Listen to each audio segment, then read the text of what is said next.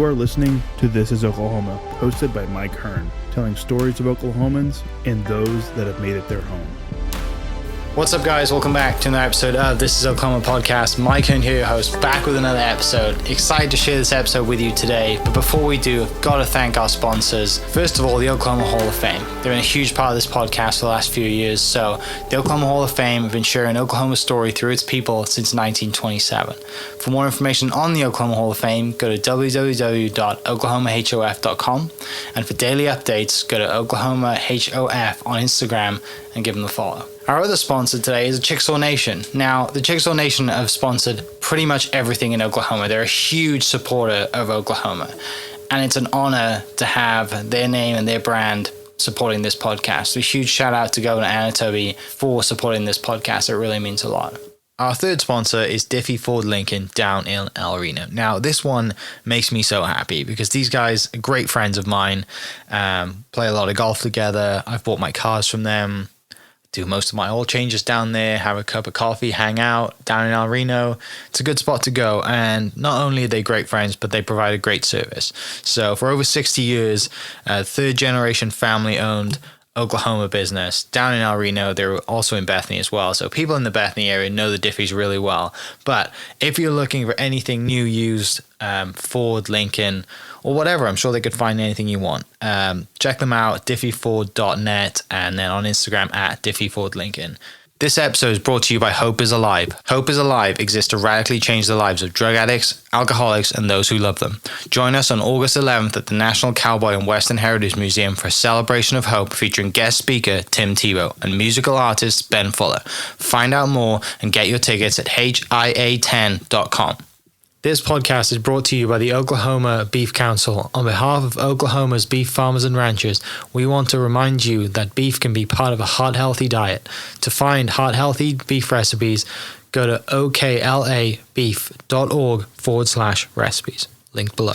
What's up, guys? Welcome back to another episode of This is Oklahoma. Mike Hearn here, host, back with another episode down in Oklahoma City today. It gives me great pleasure to introduce third-time guest on the podcast. I give you a different introduction every time because you've done something different every time you come on. So now, introducing you as chairman of the Iowa tribe, Mr. Jake Keys. What's going on, man? Glad to be back. Glad to be back. I mean, this is like the main reason I started the podcast, or one of the main reasons I started the podcast is because of episodes like this, right? You've been on this the third time now, and every episode's different. Mm-hmm. And in the one before, you've said what you're going to do, and then a couple of years later, it happened. So it's been fun to catch up and do things like that. I love doing it. I love seeing your progress.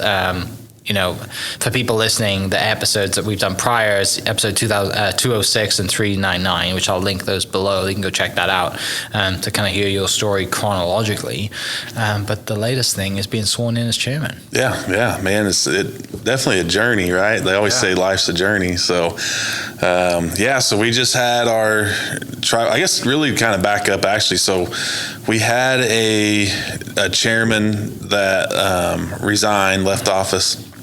And the way our Constitution works is the vice chairman at that time moves up to chairman, and then the existing committee has to appoint somebody to fill in as vice chairman. And they came to me and talked to me about it, and I agreed to do it, mainly because I knew it would only be for about 9 months, and then I could get back to the brewery and get back to work over there. And it was just the perfect opportunity for me to serve and give back to the tribe. And like we talked about before, you know, I had intended to run for chairman before, and business-wise and coming out of COVID and stuff, I just didn't have that time freed up to do it. So this was a great opportunity for me just to get in there for a little bit and do what I can and then get back to work. But man, you get in there and you kind of see how things are going, and not that things were going bad. We have a great committee and they were doing a great job, but there's just a lot of big projects happening with the tribe, and I just felt like I could help out and you know, have a big impact. I already started to have what I felt like was a big impact on some of these projects, and so I prayed about it and thought about it for, I don't know, a good 3 months, and went back and forth, convinced that I wouldn't run, convinced that I would, and I wasn't.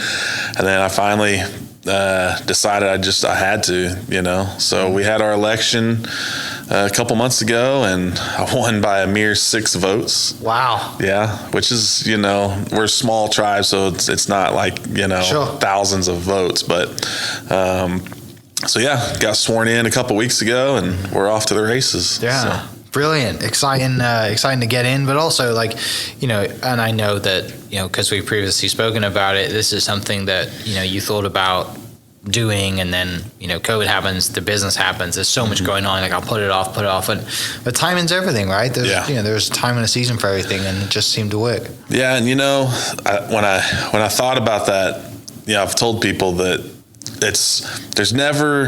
I think a lot of things you get held back in life from doing because you're looking for the perfect time. I mean, how many times you hear somebody say, well, when the time's right, or, whenever I get freed up, I'll do this or I'll do that. And this was definitely not the perfect time, with the way our business is growing and then some future plans we have coming up in the immediate future with the brewery. It was really actually probably the worst time for me to do something like this, especially with the projects the tribe has going. So, but I also felt like it was the best time for me to win, to have a shot to win, and you don't know what'll happen. I may not be here a year from now, right? Like you're never promised tomorrow. So I felt like it was an opportunity. You had to jump on. Yeah. Well, great. Well, again, congrats. It's, it's one of the big box life goal ticks, right? And especially when you say you're going to go do something and then you give them the opportunity and you give it everything you have and you win by just 6 votes. It's, along with all the other stuff you're doing. I'm sure Bobby's thrilled, super happy with everything that's going on, but you're a great understanding wife. So, you guys are a team and you work great together. But it's been going well. You're into it, and I'll tell you, that's what's interesting about it too. Is like we talk about how there's so much going on with the brewery, but on the tribal side, it's this. So we have 3-year terms, and one of the reasons I ran that is because again I felt like it was important for me to win for our tribe, and I'm not trying to be, big headed about it. I feel like I have an opportunity to make a big impact, but. This will be 3 of the most important years for our tribe and a lot of tribes actually, but specifically our tribe over these next 3 years with projects that we have going as a tribe, but also just the political arena, the issues that are happening in the state with the tribes. And so, I get to be a part of that. I get to hopefully have a big impact on that. Just in the time since I've been vice chairman and now chairman, so many of the people I've gotten to meet from the other tribes, other tribal leaders, and seeing just some of the great stuff that the tribes are doing. I get to be a part of that, and it's going to be a pivotal, time. So we definitely have hit the ground running. There's just a lot happening. Yeah, it's cool to think that you are going to be a part of history, right? And you're in the room with all these, like you said, it's not, when people look at tribes, and I think a lot of people generally probably, you don't need, they shouldn't look at it this way, but they do. They think of, well, who's the biggest one or whatever it is. Who do one do we hear about all the time? And, you do hear about 2 or 3, but also, there's a lot more, like my Tarrant side of the family is Cheyenne Arapaho, right? And you very rarely hear about the Cheyenne Arapaho tribe doing things. But again, like the Iowa tribe, they're very involved.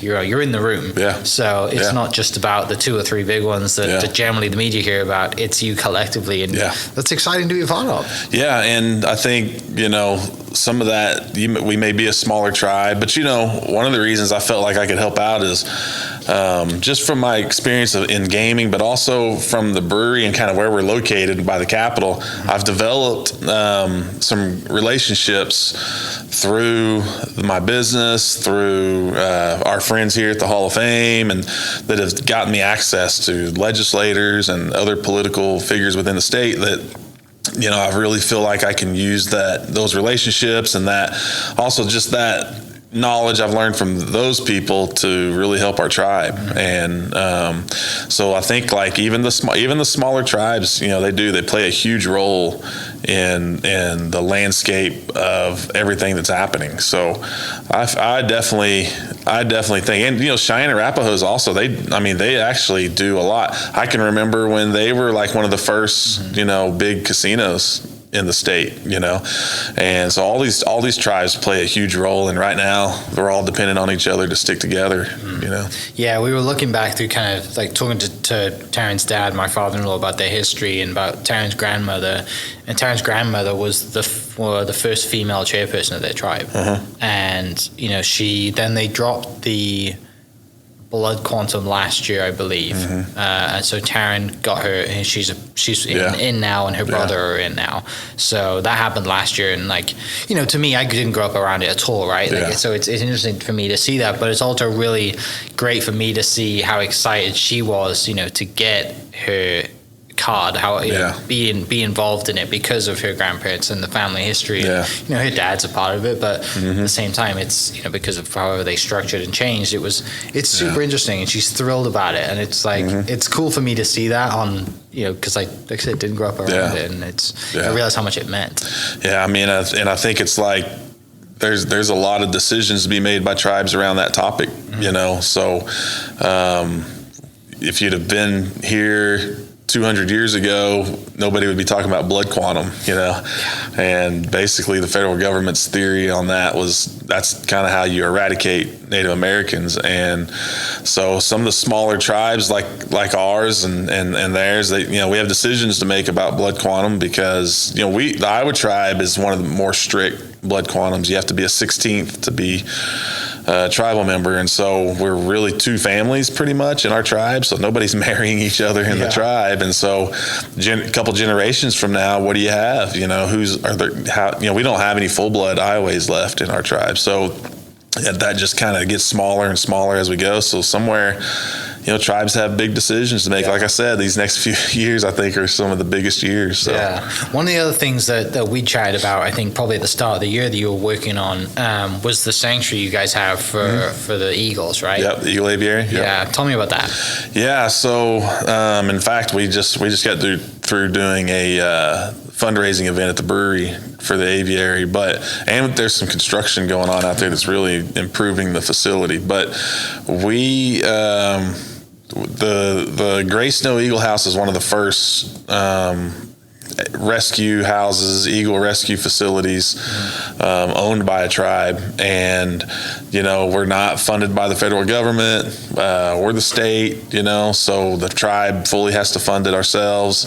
A lot of donations go into it, which is why at the brewery that's kind of our number one cause to try to help out. So but they'll get a call in the middle of the night and say there's an eagle down in Kansas or wherever, somewhere in Oklahoma, and they drive out and pick it up, bring it back, and they have a contract, a deal with OSU, which is a big time veterinarian school. So they have all the best care there, and the facilities are great. And I think anybody listening to this that's never heard of that, they should go to Perkins and go check it out. It's an amazing facility. It's kind of just walking through, it's pretty emotional, because I don't think people realize how powerful and how big the birds are, but also the people. One of my cousins, Abraham, he gives the tours, and he does a good job of really telling the story and telling people why the birds are important for our culture.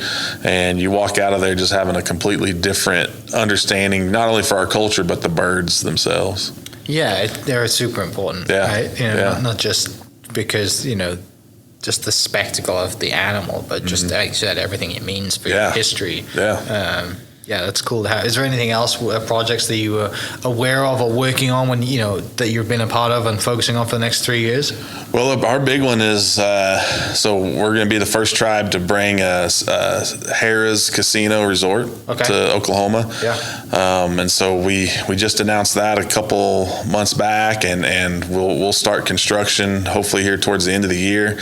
And we've already started some groundwork and stuff, but to be a resort with a casino, and then a second phase is a hotel, and the whole Caesars Harrah's atmosphere going on there. So that's going to be a game changer for the tribe, but also the area. So it's going to be on Interstate 44, the turnpike, but it's also on 66. So we have the full 66, what is it, 100 years or whatever centennial, coming up. So we'll get to be a part of that. And it's just a great location halfway between Tulsa and Oklahoma City. So a lot of people from the state will be able to enjoy it. But it'll be big for that communities, like that whole Chandler, Oklahoma, Wellston area, bring a bunch of jobs, be big for the tribe and the community and the state, That's, I don't think a lot of people understand the economic impact that the tribes have on the state and what we're bringing to the state as far as tax money, jobs, just full on economic. I think right now we're working on 20 something roads and bridges right now that we get federal money that the state maybe wouldn't get or the counties wouldn't get, and we can get it. So we're helping the county build roads and bridges. So these are the things that you get to do more of when you have a resort like that. That just helps you become a bigger player economically. So well, and kind of just marrying it with Route 66 and being on that, and the kind of the state travel department just helps everything. Everyone who's involved gets the benefit of it. Which is huge, isn't it?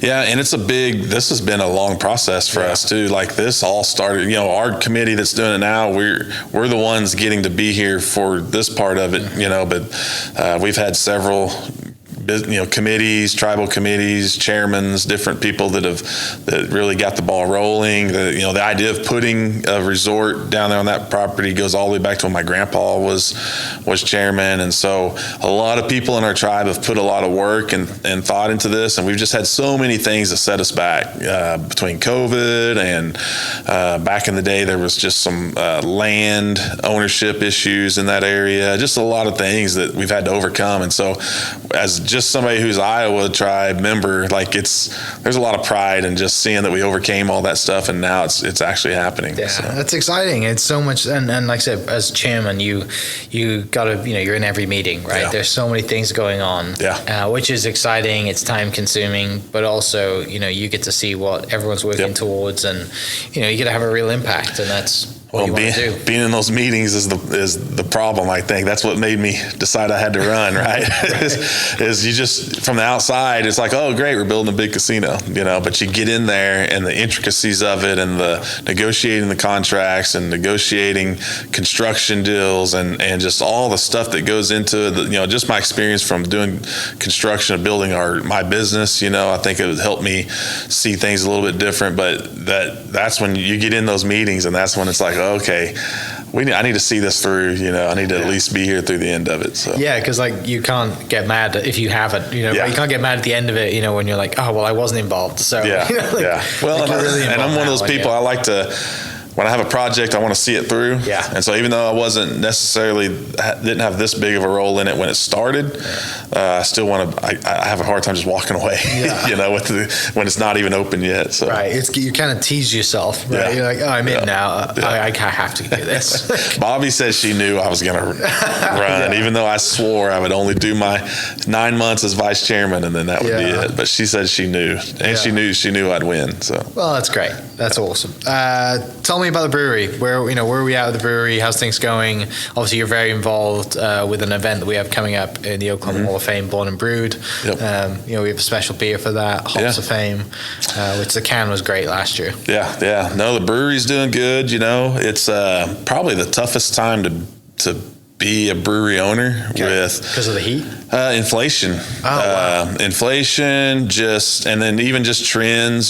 So everything that all of our product, all our beers that we make, the cost of it's not cheap to make beer right now. Everything's expensive. Getting the product here is expensive, but nobody wants to pay more for the beer, so you're not raising prices to match your elevated costs. And then the things have changed since COVID. The way consumers behave, the products that they're into. We're kind of in a little bit of a time where I think people are more into cocktails, and those things go up and down. I mean, I'm not worried about it long term. Like, people have been drinking beer since the days of the pyramids going up, so it's not going anywhere. You just have to be flexible and change some of your approach to it. But and then just our business approach is changing. Like, few years ago, I probably would have said, hey, we're going to be a regionally distributed brand and have beer in several states in the area. And, we may still end up doing that, but now our focus has really turned towards the tap room and doing more tap rooms. And so we're working on a few projects there that we'll probably be coming out with some information on that towards the end of the year. But, this time next year, we may have 2 more tap rooms. We have a casino that's not my tribe, but another tribe, a casino that's this fall we'll have a tap room in.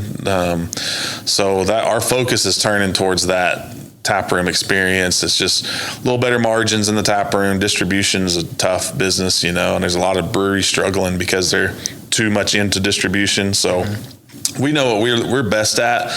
We're great at creating a great atmosphere and experience in our tap room, and we want to expand that. So that's our future. We're working on a couple of those places having food, so it'll be restaurants. We're gonna try to bring our spin on Native American cuisine to the area. So we're excited about that. And then the beer, the Hall of Fame. This is our second year to do it. Hops of Fame, and last year we collaborated with Roughtail Brewing on that deal, and they're real good friends of ours. That's we grew up homebrewing with those guys and stuff, so we've always been close with them. So we decided let's just do that again. And this year they'll come to our place and we'll brew it, and hopefully we get to continue to be a big part of it. I'm not even sure how it happened, but we just became good friends with all these guys here at the Hall of Fame, and we get to see them all the time. And I think we just have a lot of the same taste in beer, so it's just a good mix. But we're excited about that. That's going to be this year's version will be a cold IPA. So it's for the people who don't know beer that much, it's kind of a mix between a West Coast IPA and a lager. So nice, refreshing, hoppy beer, and we'll put that out there for the beer festival that the Hall of Fame puts on. So I think August 18th. Born and Brewed. I'll put tickets in the link to the description. Basically, it's one-time fee, and there's I can't remember how many breweries, but there's a lot outside in the evening. Basically, just come and sample as much as you want, and it's one of the few environments for a beer festival where the idea is you get to kind of talk to the brewers and hang out with the brewers a little bit, So I think a lot of our customers come in, and beer festivals are on the decline right now around the country. Like a lot of them are struggling, and not a lot of people are going to beer festivals. But our customers come in, and this is the festival that they always talk about that they really enjoy the most. So I think it'll be exciting. Yeah, it's awesome. I think, the tickets are online. I'll have to put the link in the description because we moved it outside. It's generally been inside, but because of COVID, they moved it outside, and it went so well the first year that it's like permanently going to stay outside now. Yes, they have backup plan to move it inside because Oklahoma weather is, we don't know until day of. But last year's was fantastic. Year before went really well too. It's just fun to go out, and beer brings people together. Right. We've got if you've been in our tap room above the taps, there's a saying on the wall real big that was one of my dad's sayings, and it's something as a company that we really live by, which is good beer brings good people together. And that's why I say beer's not going anywhere, like beer's not what a lot of people might think it is of, frat parties and stuff like that. Craft beer really is about community and relationships. And man, I think I've told you this before, I love walking in our tap room, and some of our regulars, I'll see a guy that I know well who's definitely Republican, and he's having a beer with another guy I know who's definitely Democrat, and they're just getting along and having a good time. And there's white people and black people and natives and everybody, and it's just none of that matters when you're drinking a craft beer and just enjoying yourself, and that's community coming together. You're totally right, and it's people forget about their differences, right? And they're drinking a beer and talking about life, or they're just talking about the beer that they have in front of them. And that's you got so many people who walk into your brewery every day that have their own brewery story, or wish they homebrewed, or might be homebrewing soon, right? Like because that's kind of how your story starts. The craft brewery scene is a very unique scene. I still remember the first time drinking a beer with my dad, and I remember the last time I sat at a bar and had a beer with my dad, and I know that maybe almost every day there's somebody having that experience at our bar, which is why, again, another reason for us to focus on the taproom business as opposed to just distribution. So yeah, 100%. You're right. Beer brings people together, and there's and for people listening, go back and listen to the first podcast we did, and you share the story of you and your dad, and just taking work off that day, right? Just like, I don't need to go to work today. Let's take off and go and have a beer with your dad, and that whole story, and just saying, one day we're gonna have a brewery, and you have Skydance, and it's I know it went through some struggles trying to build it, right? It wasn't the best time to build something and everything that was going on, but you have a wonderful facility in a great location. I don't know that I really did know what I was getting into. Like, I know a lot of brewery owners that were just home brewers like I was, and maybe never ran a business before. I think they got into it and didn't realize how tough business was, and then now, especially for breweries, business is tough. But I knew what I was getting into for the most part, and even for me, it's there's been some tough times and a lot of stress. I work harder now than I ever have in my life, and that was before I got into office at the Tribe. But when you're doing your thing, it really doesn't seem like work did when you worked hard as a younger guy. So it's man, I look back, I think we talked about this before, I don't get a lot of opportunities to just sit back and go, wow, look what we've done. Usually it's when I'm talking to you on here, but it is interesting to look back and just be like, man, look at all this stuff that's happened. And through all the things that have happened, through COVID and through construction issues and banking issues and stuff, it's been one heck of a journey for sure. Yeah. That's what makes it worth doing, though, isn't it? When you get there and you're like, I could go back to, selling cars, or I could go back to being security guard at the, the casino, whatever it is that you've done through your journey that was, a stable, quote, job, and you're like, no, it's much more fun doing this. Yes, it's 10 times the work, but the reward is 10 times as great, and that feeling of just sitting in your tap room. And, and you get these moments, sometimes where, you just walk in early one day, or you're there, the last one there at night. You're like, this is actually mine. Yeah, I own this. And I'm drinking my own beer. I'm sure those feelings are just incredible. There are so many times. So now, all the recipes are mine, but I don't brew near as many of the beers as I did, even like a year ago. And but there's times I get there early in the morning, and I'll get a batch started before I have to go to work at the Tribe or whatever, just to help out. And I'll get there real early, and it's still, those mornings are nice. It's quiet and maybe still kind of dark outside. And I get in there and I mash in, and you smell the grain, and then I'll finish my coffee, and I'll just sit there and I'll look around at all the tanks and the equipment. And that's that moment. That's when I'm kind of like, man, I almost can't believe that this is here, right. So pinch me moment for sure. We connected because I was on your podcast back in the day. I mean, obviously you don't have a lot of time, but is the podcast ever coming back? Man, we talk about this all the time. Like it needs to come back, and I want it to come back. I have a hard time just getting the social media content for the brewery out that we want to do. We also had the YouTube channel for the brewery that I thought was great. It's just hard. It's hard for me to execute. I think I definitely will have. I still pay for the podcast, the subscription to keep it up and all that kind of stuff. So we're definitely going to bring it back. I just has to change a little bit of what it's all about, or the frequency of it. I give it up to you. I don't know how you put these out so much, but I definitely, it'll come back. I'm working on some other stuff though too, that's like for the Tribe. So one of the things when I got elected that tribal members talked about was just they wanted there to be more communication and more openness about what's going on, just more information sharing with tribal members. members. And so I'm actually putting together, with the help of one of my cousins, it was actually her idea, but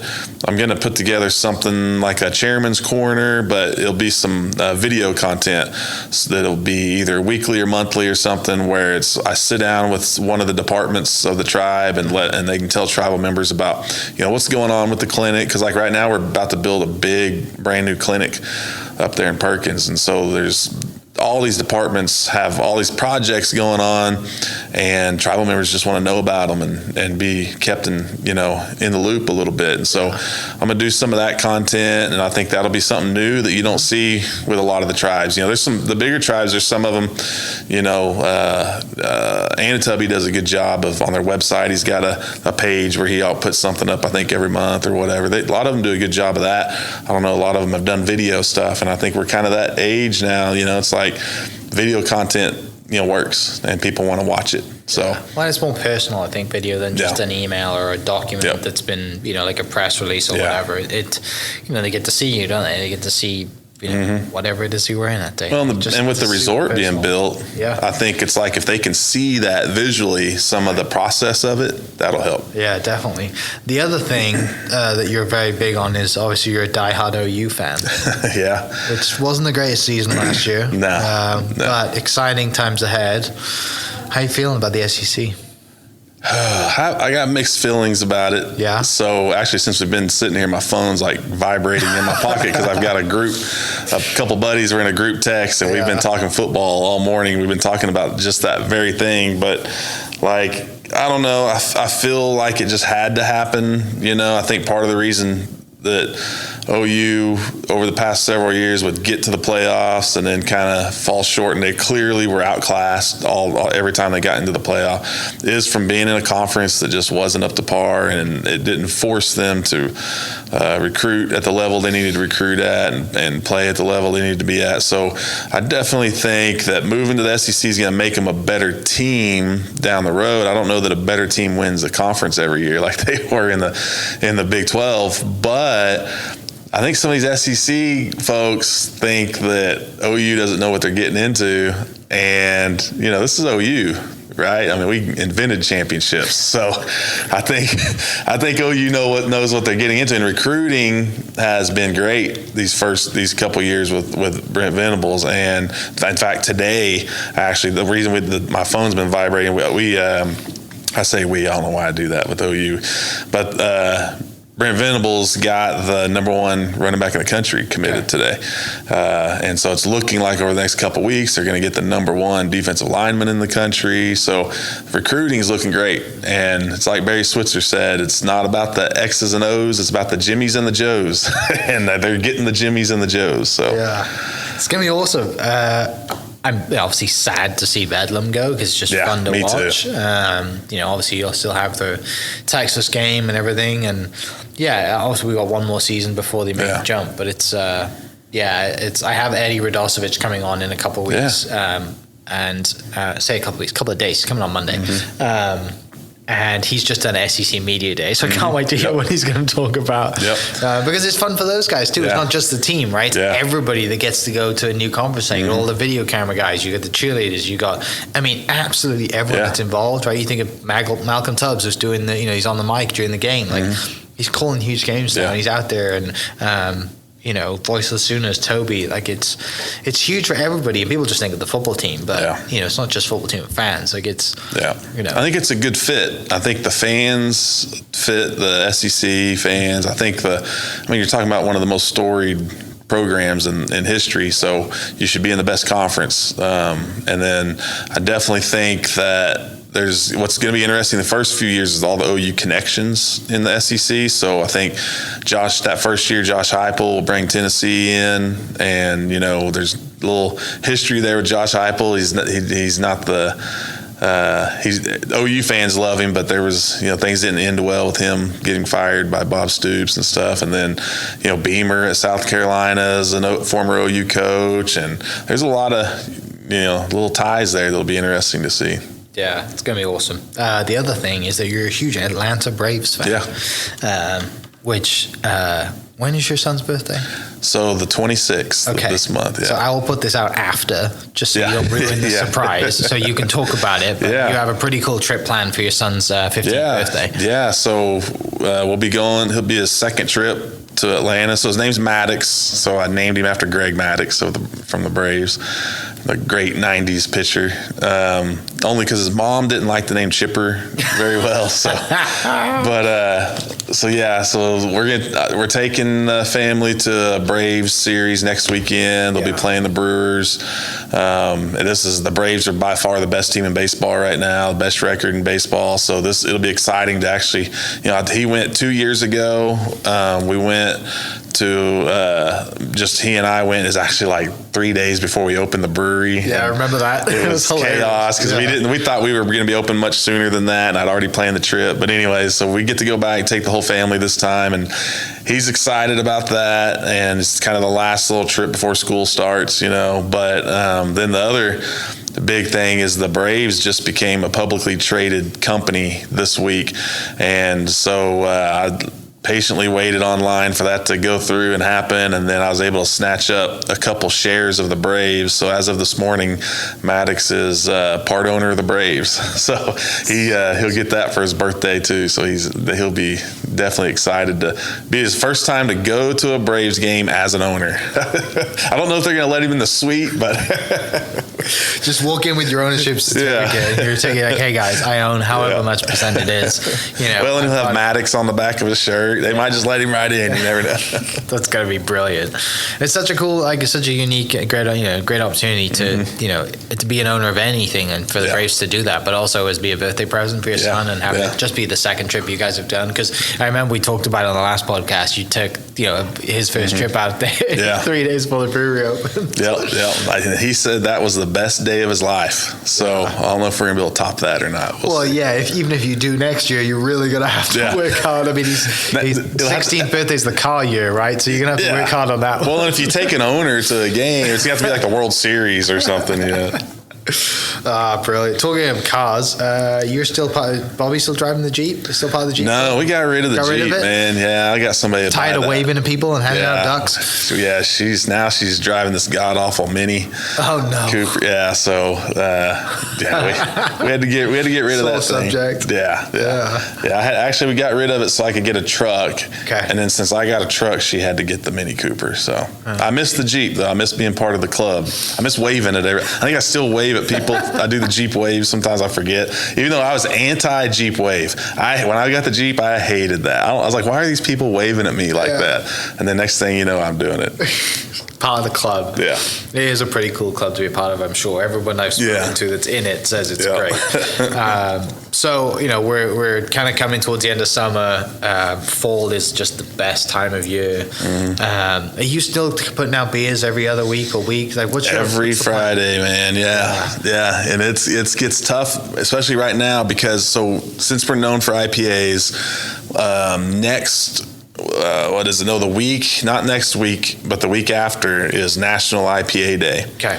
And so, of course, we got to do something big for that. And so we'll have 5 new IPAs released that day, all of them with the new can design, and still have our new beer release each Friday leading up to it and then coming out of that. Yeah. And so it's been a tough few weeks in the brewery with the brewing staff, and then even just I'm getting up early in the morning, get my coffee, and then I'm working on recipes and can designs and ordering cans and labels. And so it's just a lot that goes into trying to put out 5 new beers in one day. Yeah. So, but we'll make a big ordeal out of it, and it's usually one of the biggest days of the year for us. And then as soon as that's over, we start planning for our anniversary, second anniversary in October. So coming up. Yeah.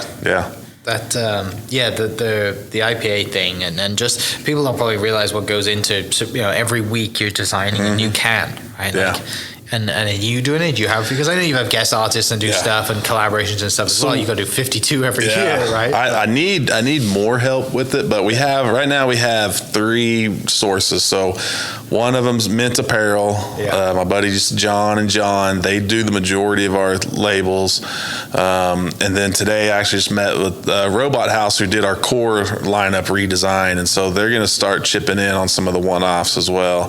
But then what our favorite thing to do is we have what we call our Native Art series, and we try to do about one a month, where it's some of our good friends that we have that are Native American artists, and we try to go for a lot of the ones that are kind of up and coming, but we throw in some of the more well-known, like DG Smalling or Brent Greenwood. We've done a bunch with those guys, but it's basically where we use their artwork on the label. Usually it's an existing artwork, and then a couple times we've had, they made something for the can design. But so we do a lot of those. We'll have one of those for IPA Day. We've got that one is probably going to be one of the coolest ones, so people need to pay attention to our social media for that. I think it may be my favorite native art label we've done so far. But I need somebody. So you got some people out there listening to the podcast, man. I need some artists. We need to figure that out too, because there's a lot of cool things going on. And one thing about Oklahoma City is it's not short of artists, right? We've got plenty of people going on, and the good thing about the label is, you got 52 to design every year, right? So it's not like you have it's not like it's, hey, this is going to be just one a year. No. Come on down. We got plenty of designs. Especially when it's 5 for IPA Day, and we'll probably do 5 or 6 new ones for the anniversary. And I think John at Mint Apparel, they're an apparel company. They also love still trying beer too. But they stay pretty busy just running their other part of their business. But I think we're running them crazy, with these can designs. But they've been there for it. I think when I first told them what I wanted to do, that I want to do one every week, they were half excited and half kind of like, oh man, I don't know. But they've run with it, and they do a good job. But I know it would help if they could get a break from time to time and for sure. find somebody else. What kind of goes into, say for example, if we were to collaborate, and I'm from Wales, and we did a Wales and Skydance, like what goes into it? Because I think that the Welsh logo is the greatest flag in the world. It's got a red dragon on it. It looks incredible. How does all that process go? Something like that, you'd probably want to pick a time of year or an occasion that matches well with that, and then of course coronation or whatever something. And then it's like the beer style would obviously need to be some sort of English ale, pub ale or something, and then but for us, we have, one of the great things John and John have done is they've created like a template where it's like, hey, you give us the artwork, and we'll come up with a beer name, and then I'll create the beer, the recipe, and then we just slap the artwork on the can, and they do a good job of making it fit and look right. But if I find a good artist, we'll figure out a way to put it on the can. That's the other thing in Wales is very good at, is being an artist and singing. I don't have any of those. That's why probably I'm better off out here than back home. But no, it's really cool to have that, and I'm sure there's plenty of people that come to you with that opportunity. You don't have to spend too much time going searching for 52 new logos and 52 new collaborations every year. You've got the ideas there, and because you have so many to do every year, you don't have to worry about multiple people. You're like, hey, let's figure it out. Well, to do it. And we talked about the challenges of the craft beer business right now. When one of the ways to bring in new customers is collaborations. We collaborate with somebody, and now their customers. We just recently did a beer with JB and the rapper, local guy here, JB Williams, and then his friend who's an artist. So we did a Juneteenth project with them, and I know that night was a lot of people in our tap room that haven't been to our tap room that said, hey man, I've never been here before. I can't believe I didn't know about it. So you gain new customers and through collaborations. So we're always down for that. Yeah. Finishing up, you still have your coin in your pocket? Oh, did I think bring it? I've asked you this last time. Did I bring it? There we go. There it is. Yeah, I always have this with me. So we actually did a beer. I don't know if it was before. Yeah, it's after the last podcast, I think. Yeah. So we did a Memento Mori beer, an Italian Pilsner, and it sold great. But it was great to kind of use that as an opportunity to educate people about Stoicism and just kind of some of the things that motivate me and stuff. So that was fun. But yeah, definitely carry it every single day. I think some people that I told about it maybe a year or two ago, they like to test me to see if I really do carry it every day. But yeah, I always have it with me. Awesome. So good reminder. Yeah, definitely. Well, dude, thanks so much for coming down. You're a chairman now. I could probably not call you dude or mate. But no, thanks for coming down again. Our yearly check-in on the podcast. Yeah. Can't wait to check in next year or to see how things are going. And I need to get out to the Avery to see it. And then obviously, the casino that's coming to Harrow is going to be massive. And we need to go tee it up sometime. Oh, I know. Every time you ask me, I'm always busy, which is now I'm chairman and I play for free. So you let me know. Let's go play golf. Awesome. So for people listening, I'll put a link to the Tribal website and also a link to Jake's business, Skydance Brewing. And we will catch you next episode. Cheers. Hope you guys enjoyed that great episode. Thank you so much for listening. As always, huge shout out to our sponsors, the Oklahoma Hall of Fame, sharing Oklahoma story through its people since 1927. For more information on the Oklahoma Hall of Fame, go to www.oklahomahof.com and follow them on Instagram for daily updates at oklahomahof. Our other sponsor, the Chickasaw Nation, amazing sponsor. They do amazing things for the state, and they're always sponsoring something in Oklahoma. They're a huge supporter of Oklahoma, and without their support, we wouldn't be able to do what we do.